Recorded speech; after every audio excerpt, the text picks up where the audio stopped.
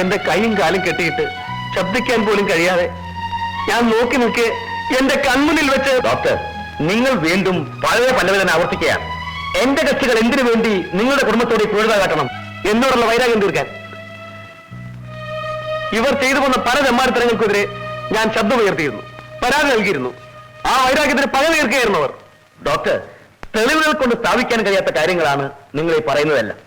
കോടതിയിൽ ഇതിന് യാതൊരു പ്രസക്തിയുമില്ല. നിങ്ങൾ പറയുന്ന കാര്യങ്ങൾ സത്യമാണെന്ന് തെളിയിക്കാൻ സാക്ഷികൾ ആരെങ്കിലും ഉണ്ടോ? ഉണ്ടെങ്കിൽ ഹാജരാക്കൂ. സാക്ഷി? എനിക്ക് സാക്ഷി ഞാൻ മാത്രമേ ഉള്ളൂ.